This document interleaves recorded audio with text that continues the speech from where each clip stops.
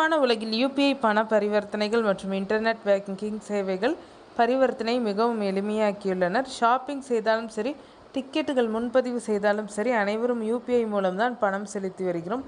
இருப்பினும் பல நேரங்களில் அவசரத்தில் பணம் அனுப்பும்போது பணம் தவறான கணக்கிற்கு சென்றுவிட்டால் என்ன செய்வது? இதுபோன்ற சம்பவங்கள் உங்களுக்கு நடந்தால் நீங்கள் பீதி அடைய வேண்டாம். அதற்கு ஆர்பிஐ சில வழிகாட்டுதல்களை வழங்கியுள்ளது.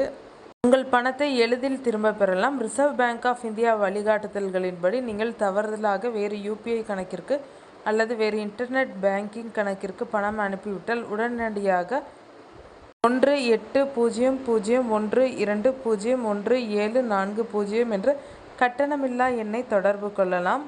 இந்த நம்பரை அழைத்து உங்கள் புகாரை பதிவு செய்யலாம். அதன் பிறகு பணம் செலுத்தப்பட்ட கணக்கு எண் மற்றும் பரிவர்த்தனை நேரம் உட்பட சில விவரங்களை வழங்க வேண்டும். நீங்கள் உங்கள் பிரச்சனை குறித்து வாடிக்கையாளர் சேவைக்கு தெரிவிக்கலாம். தகவல் சரிபார்க்கப்பட்டால் உங்களுடைய பணம் 48 மணி நேரத்திற்குள் உங்கள் கணக்கிற்கு திருப்பி அனுப்பி வைக்கப்படும்.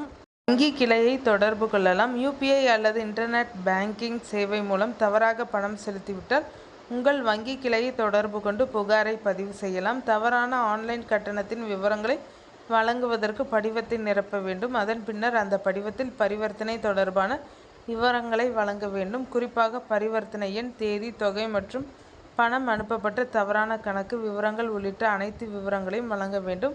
வங்கி ஒத்துழைக்கவில்லை அல்லது உதவ முன்வரவில்லை என்றால் bankambuddsman.rbi.org.in என்ற முகவரியிலும் புகாரை பதிவு செய்யலாம். ஆர்பிஐ வழிகாட்டுதலின்படி நீங்கள் புகாரை பதிவு செய்துவிட்டால் 48 மணி நேரத்திற்குள் பணத்தை திரும்பி வழங்குவது வங்கியின் பொறுப்பாகும்.